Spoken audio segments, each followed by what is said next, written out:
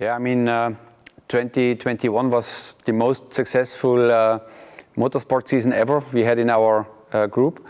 So 21 world titles overall, it's an amazing achievement. So I'm so thankful to all the riders and the teams all around the world for what we have reached. And I mean, coming back to the road racing paddock, it's also unbelievable to win in 1 year a Moto 3 World Championship, a Moto 2 World Championship. And yeah, we finished 6th in MotoGP. It's maybe not exactly what we were hoping for, or maybe we thought this could be even slightly better. But still, if you look then at the end of the season on paper, 2 titles and a 6th place in MotoGP, it's an amazing achievement for our road race activities and super motivating for everything in the future.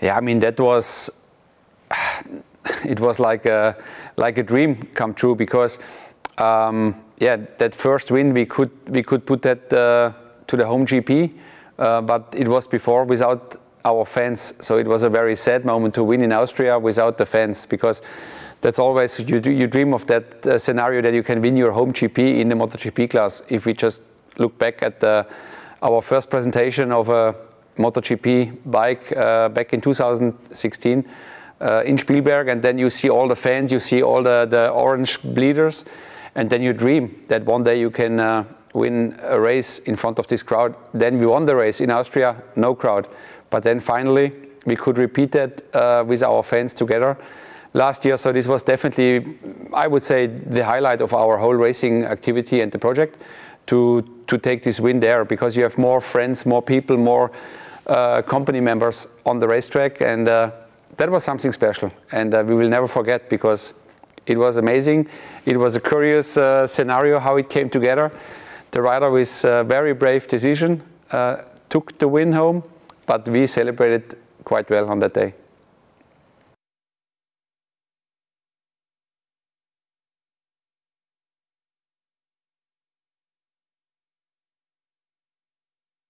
Yeah, I mean, I think, yeah, the racing world, everybody followed quite well how we came in. I will always name the 3.5 seconds in our first race season. We were 3.5 seconds too slow per lap when we started the project in Qatar. And since there, we were just climbing up and come closer and closer and closer. And it was an incredible effort from the whole company to come that far. And finally, it's proven that we are a winning team with a winning bike and winning riders. So we have 5 GP wins in our in our pockets, I would say.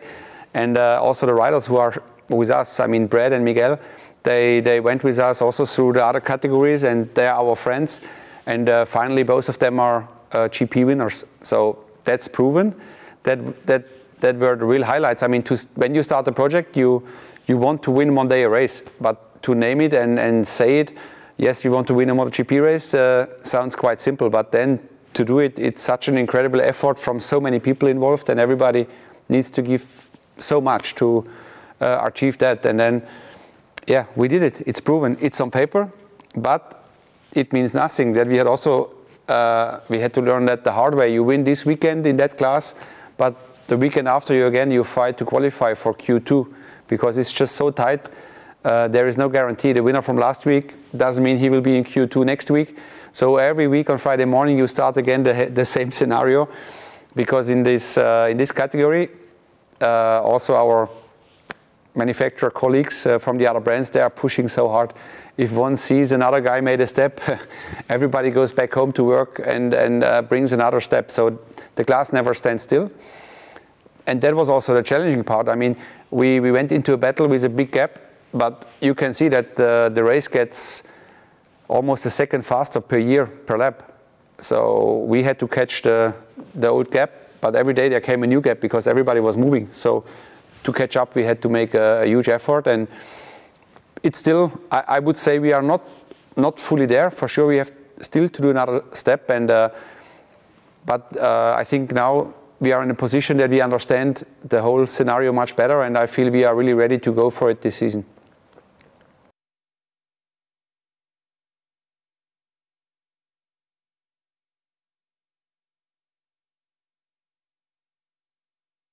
I mean, anyway, already last year losing the concession, this was also another big impact on our whole scenario. We started alone. We brought in the second team with tax-free, but then we lost the concessions. So you lost a lot of testing possibilities. We start to test more on the races. All of that was part of the game and part of the process, which was also a difficult step in the last season. And yeah, now the development freeze is over for everybody. So we can for sure expect that the development speed is getting even faster from everybody, because yeah, you can come now with completely new engines again, and no limit from development side like we had it now through the COVID period.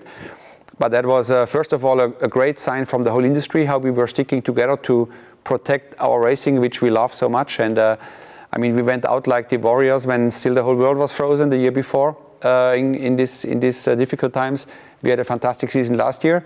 But let's hope we are coming back to more normality this year. And yeah, from the bike side, development freeze is not there. So it means the engineer, they are all going flat out. And for sure, we can expect maybe a little bit more even changes going into the season this year, because nobody knows what the other manufacturers did. But we know everybody was pushing, that's for sure.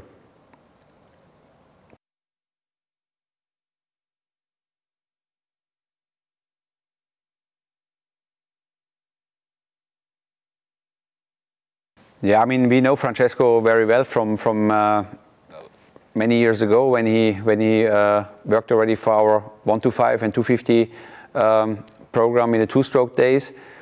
Since there we never stopped to have contact, and yeah, he was always interested at least in our off-road success, and followed us quite closely. So yeah, I'm really happy to have him back. We don't need to explain him the company, and he knows our philosophy, and I think that was also a big reason why he came back to be part of the KTM family and go racing together with us. And I mean, it's not the management change itself what makes me happy. It's like, no, I'm happy that Francesco is back, but also we had still to restructure a bit our whole organization, because we came like jump into the cold water and we had to swim as hard as we could and develop new parts for the next test or for the next race. We had to ignore the calendar. Every time we had something ready, we had to bring it. But I think now it's the time to really slow down a little bit, at least the development program on the racetrack. And that's why we changed our organization to say the bike responsibility for development and testing is definitely at home with the home base and the test team, and the race team goes just racing. So that's why also Francesco comes in a complete different role than my good friend Mike was, because yeah, he can manage now the team from a sporting side, take care of the rider and make sure the riders have everything what they need on the race weekend to perform with the package we have. But we will stop now to bring new parts to the racetrack, and this we did until the last race of last season. Especially now this hurdle that we lost concessions, we had to do it again on the race, but this is over, so we are on a different program now. We are working with more responsibility at home, and we bring finalized bikes and parts to the racetrack in a certain dose. So yeah, but very nice to have Francesco back.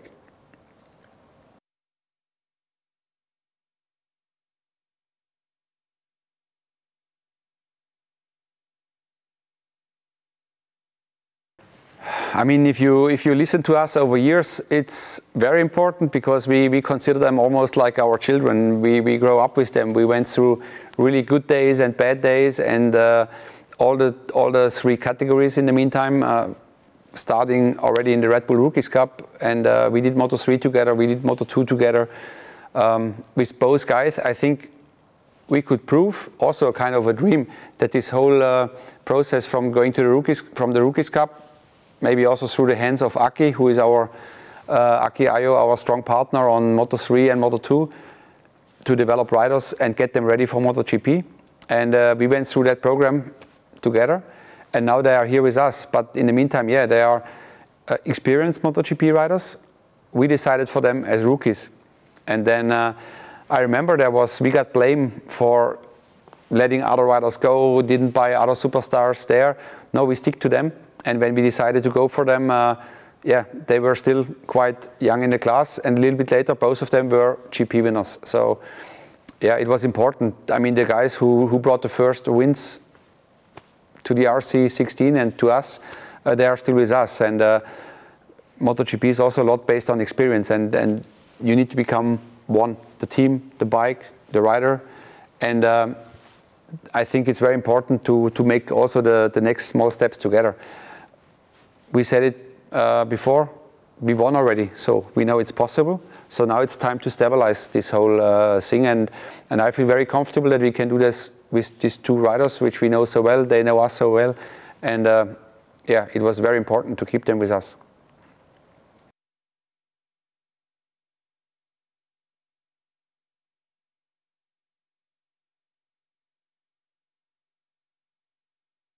Yeah, I mean, that's the whole scenario. I mean, we had a long-term vision with the Red Bull Rookies Cup, looking up to MotoGP, but it's a long way. And then you have young guys, and you start with them, and they develop and they develop. But then you need also the right partners. We have a very great schooling for the boys in the Red Bull Rookies Cup. They teach them already for behavior, for marketing, for PR stuff, but of course for racing, for safety, security, everything. So we get already into Moto3 riders. They are already, I mean, they are not ready because they are super young. They are little kids. But then to guide them further, in our case, I mean, we have for sure in the meantime we found over the years, also beside Aki, many great team managers in Moto3 where we can work together with them and position in the meantime out of the Rookies Cup. I think, if I'm correct, already 68 riders all over the different places. But then the ones we consider the best ones, they are in our MotoGP Academy, where we trust in Moto3, Aki Ayo and Javier Poncheral with their two efforts. From there it goes slimmer again in Moto2, where we have Aki again taking care of them in the Moto2 category and trying to prepare them really to be ready for MotoGP. And then once you come there, it's still something amazing. I mean, again, looking to Remy and Raul again, it's always so nice to see this, to get this first impression when they jump from a Moto2 bike on a MotoGP bike. What happened in Jerez at the test after the season, for them it's like, wow, it's just amazing what kind of power a MotoGP bike has, and the brake force and how good it can still turn. So that next step is still crazy. But yeah, I would say the project was in place before, but then you have to fill it with life, with riders, with young riders. And I would say now we reached something like a real strong basement and target, because now we brought these two riders from Moto2, from this own project into MotoGP. Now we have 4 riders there coming out of that. So 4 riders we have chosen before, and we decided for them, and they decided to be with us, and so we can go together and to bring this young and fresh blood also into our MotoGP project. I think is a very good mix for the future. You have 2 GP winners, but you have 2 very hungry guys, and one of the 4 will always put the level a little bit higher. And then I think it's also easy to get lost in that category where you have so many possibilities on the technical side. But if one of the 4 can show something, you can immediately look over what happened there in the setup and lift up the others. So I feel the riders lineup will also put us on another level in this season.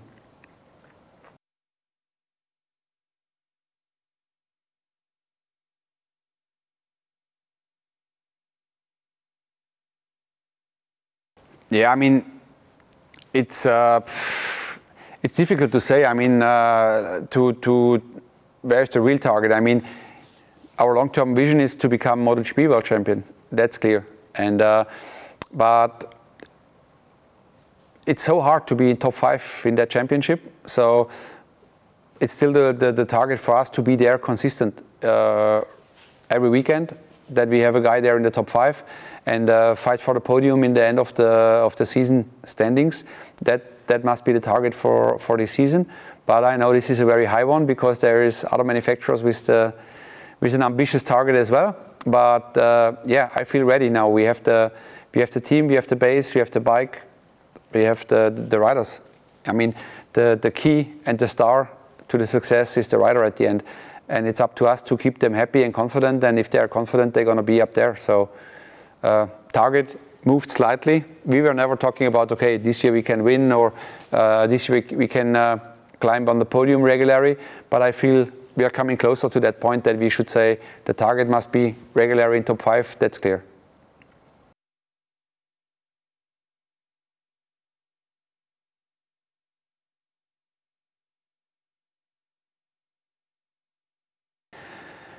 Yeah, I mean, that's something we learned in the off-road side. If you look back, everybody was wondering when we took Claudio Riccardi and his whole crew to become a motocross factory team, because there was already a KTM motocross factory team.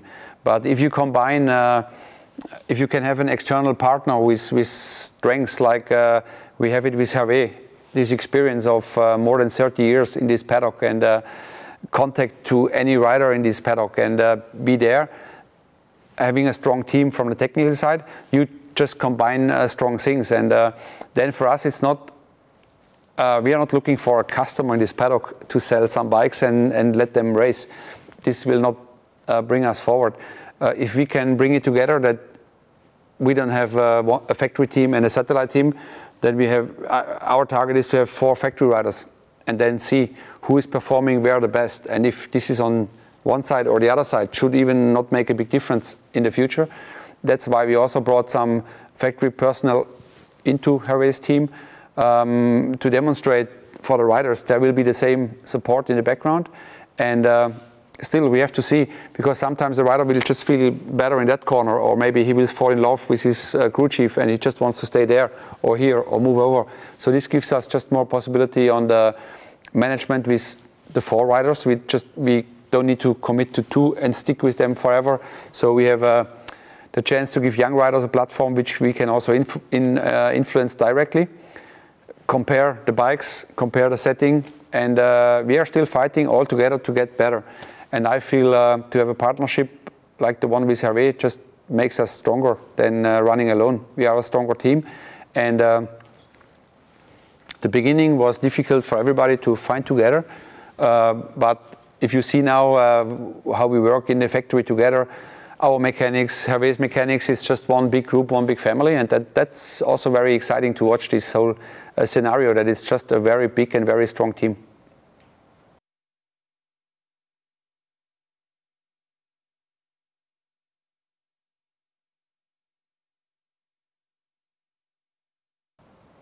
All riders healthy at the last round, and then I'm sure we're going to have an incredibly successful year.